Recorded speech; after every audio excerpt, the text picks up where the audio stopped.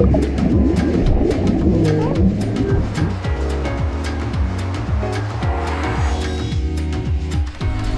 we're getting a formal Tuk Tuk lesson, and I think I'm doing okay. I'm feeling a lot more confident. Oh yeah. I'm actually on the roads with people and not panicking, so that's good. You're killing it, kid. Yeah. But not the car, yeah. You guys, Imelda just gave us our driving lesson.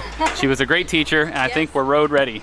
I think so. She didn't scream or anything. She didn't try to jump out, so I think we did okay. Yeah, she's still alive. Yeah. Thank you very much.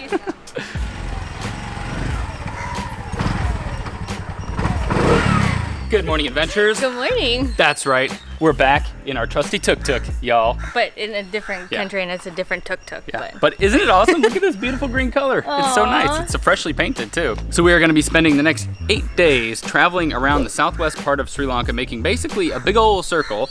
We are going to see all kinds of things in this country. Epic wildlife, hopefully some elephants. We're going to eat a bunch of delicious food. Probably have some pretty intense situations on the road. Hopefully not too intense. I don't know. Apparently, rumor has it we will almost definitely get pulled over a lot. Our trusty Tuk Tuk will not always be so trusty and will probably break down. Yep, that's all part of the adventure, I suppose. For the series, we are partnering with tuktukrental.com. They're the ones who hooked us up with this beauty for the week. All of the tuk-tuks that you get from tuktukrental.com are provided by local Sri Lankans, and you basically rent it from them. We sat down with one of the guys who supplies his tuk-tuk for Tuk Tuk Rental, and he was just talking to us about how good it is for him and for the community. We benefit a lot, not only me, a lot of people. I support my family with this. You book online with them and they do everything for you. They can get your license all set up. They get you super familiar with your tuk-tuk, where everything's located, how to troubleshoot when you're on the road. We also did a proper driving lesson this morning. You guys saw in the Philippines, we just kind of hopped in it, got a little lesson from Tal, and then we're off. But now we feel much more comfortable behind the wheel of this thing, and that's great because safety is the #1 priority. The roads here are a little more hectic though than in the Philippines, so that's going to be an adventure in and of itself. Eric will be doing most of the driving today because I'm a little nervous in cities still. She's gonna drive eventually though. I will. Oh, there's a spider on the camera. He's so Whoa, green. he's just like a green spider. There's the tiniest little green, almost see-through spider on the camera. All right, anyways, let's leave him be. We are about to hop in our trusty tuk-tuk, start our road trip officially. We're just stalling right now because we still have a little bit of a ways to get out of Colombo, so it might be a little bit hectic. It's gonna be fun. Hectic fun, right? Let's go.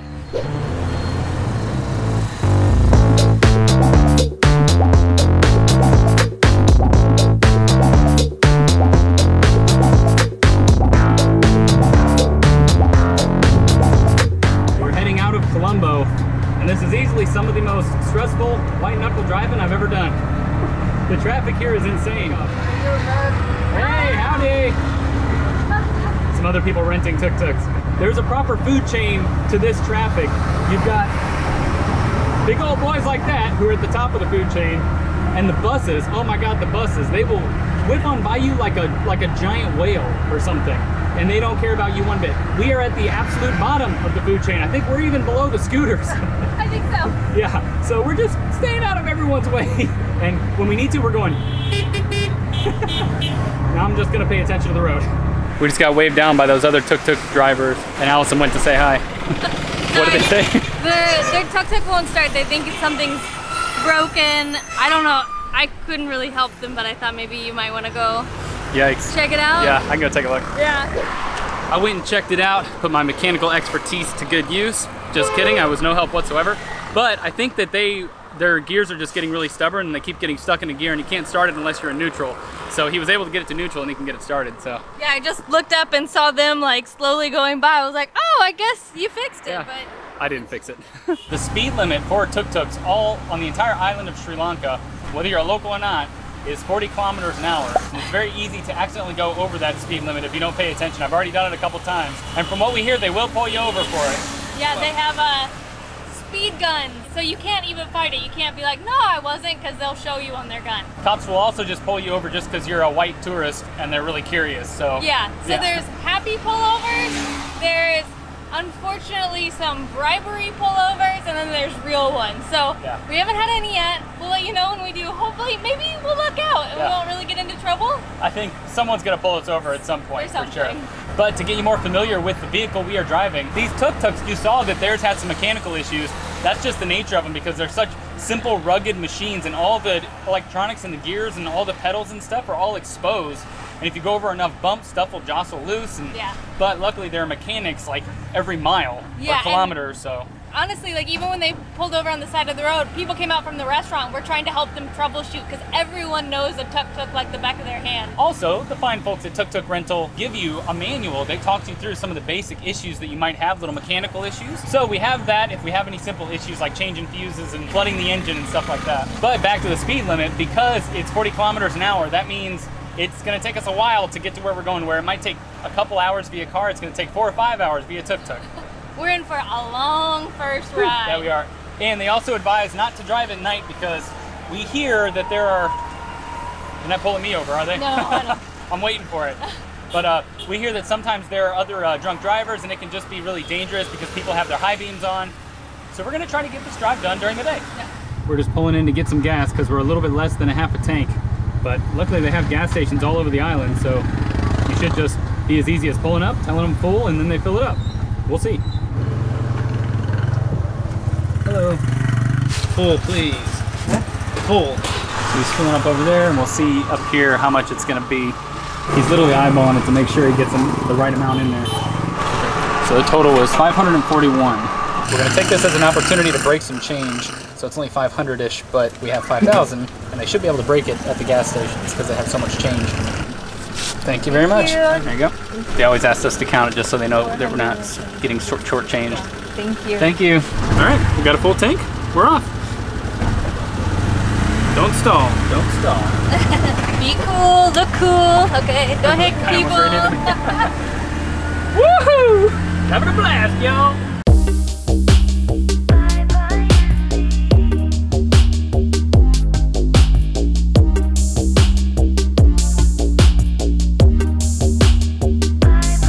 All right, we have made it to our first stop. Not gonna lie, it was a little hectic. Yeah. Getting the hang of it though.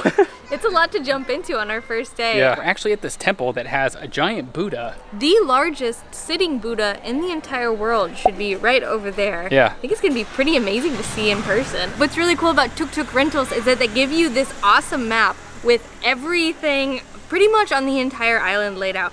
Every temple, waterfalls, places to eat, mechanics. It's user generated, so as people have just discovered these spots, they put them on the map and they've ranked them with a little star rating. You can find so many off the beaten track places with that map. Yeah, but that's how we found this. I just was clicking around and I was like, oh, this looks very interesting. Some guy over here just waved us down and I'm assuming it's because we need something to wrap ourselves up. Yes. So I didn't need anything, but she needs something. I figured I would, but they always typically have something you can rent. Yeah, and these were only 100, which is like 50 cents, a little bit over. Yeah, so it might have been, I don't know, maybe it's still a tourist price, I don't know, but still really low, I think. Seems fine to me. I'll take it. So I believe this grand staircase is the entrance. Nobody has asked us to pay them yet, so I don't think you have to pay to enter. No. Oh, and I see a giant Buddha right up there.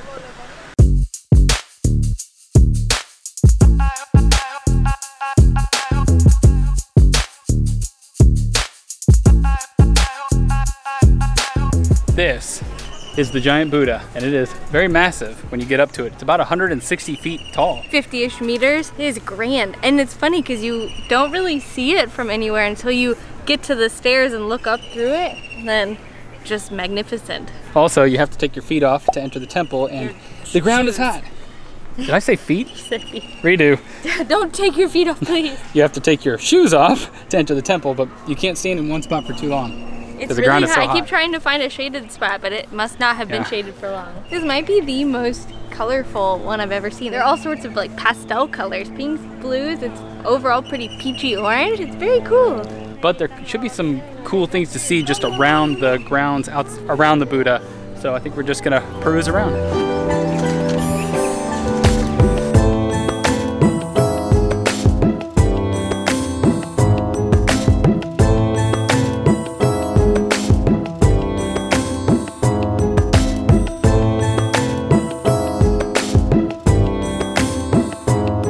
These are the toilets here. They're just squatty toilets, and we were trying to figure out how you flush it, and this is how. They just have this vat of water here and these. I put it together just as we were leaving. All right, here we go. right, squatty potty flushed. Nice job. Nailed it. Now I need to disinfect everything. All right, giant Buddha statue has been conquered. We're trying to book it because we want to make sure we're not driving after dark, and we have maybe 2 or 3 hours till the sun starts to set, and about that long yeah, to get to where we're going. So we're gonna be hitting the pavement at a cool 40 kilometers an hour. It's funny, everyone who walks by and sees us in the tuk-tuk, they're just like, oh, or hey. Yeah. They're always super perplexed by it.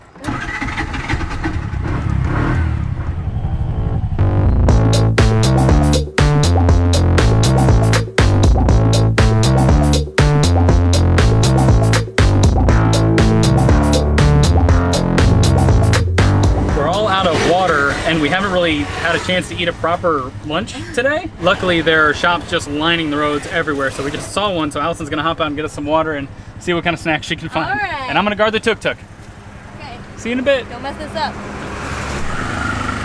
So I was successful and unsuccessful. I got the biggest water they had, so that way we don't have to keep buying more bottles. We lost our filter bottle, by the way. Yeah, we had this amazing self-filtering water bottle. We left it in Bali. It was really sad. And then I was gonna get us a pastry. I was trying to ask him questions, and I ended up with these things. They're 2 little fish puffs. Yeah. I don't know, fish scares me. It could be good. The guy insisted they were really good. Oh, they're really good. Ooh, they're spicy. I don't know if the fish is mushed up or not, but there's definitely some spicy sauce in there. Okay, I'm so glad that he talked me into it. I was trying to get something like chicken or something. He's like, no. He's like, but fish, so good, so good. All right. And they are so good. Success. But this is basically what you have to do when you want to go to one of these shops. You just pull over on the side of the road and hope no one, especially these giant blue buses, comes by and bashes you. Check out these buses as they come by. Jeez. If one of those hit you, you'd be gone. Oopsie. It was so good we went back and got more. He's a good salesman. He was like, oh, only 6 left. Just take all 6. Just do all 6. So I was like, all right, all How much 6. were they? For all of it was 150 for 6. Really? So that's less than $1. Yeah, less than $1 USD for this whole bag. Oh yeah, success. Yay, dinner. I'll tell you, the key to driving here is to just have confidence and don't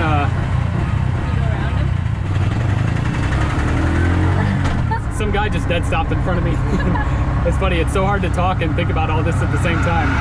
But what I was gonna say was that you have to just really keep your cool. But that's what all the peeps back at Tuk Tuk Rental always try to stress, is that if you stall or if you're stuck somewhere or can't figure something out, just chill, take a breath, figure out what you need to do.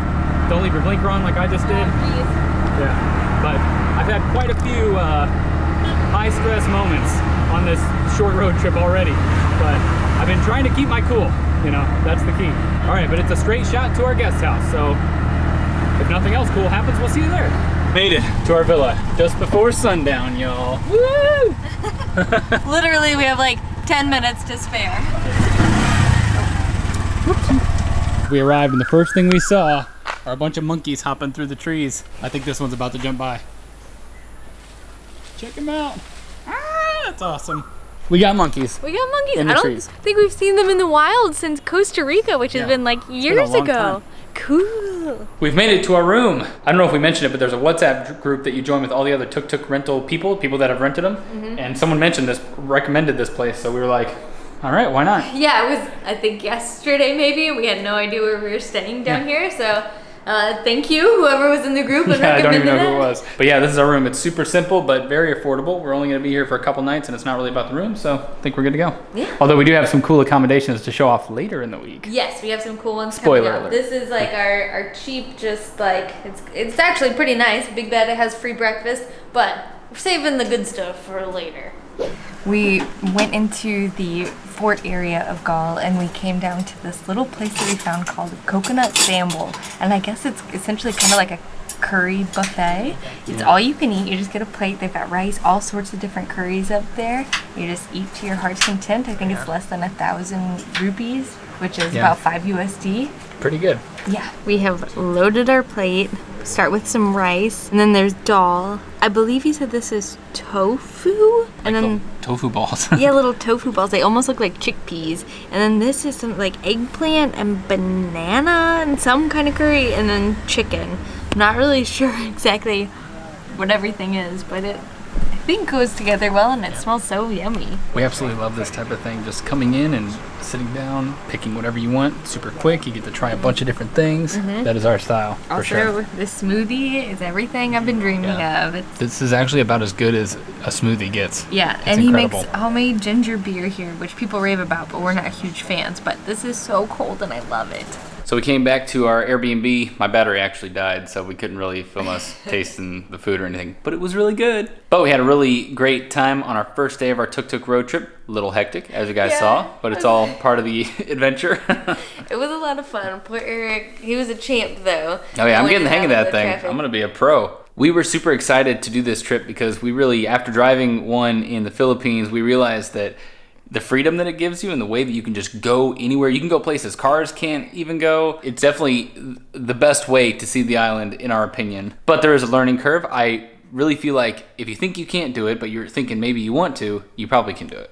Oh, I mean, if I can drive one, you can drive one. Yeah. So this first day was just kind of down along the coast. We saw a lot of the water. It was very warm, but we're really excited to kind of get into the middle of the country, which is where we'll ultimately be going to, into the beautiful tea plantations, the mountains. It's going to be fantastic. Okay, it's bedtime, guys. I actually fell asleep right before we we were like, this. oh yeah, we have to do an end to the video. But anyway. Whew. All right, good night, adventurers. We'll see you on the road.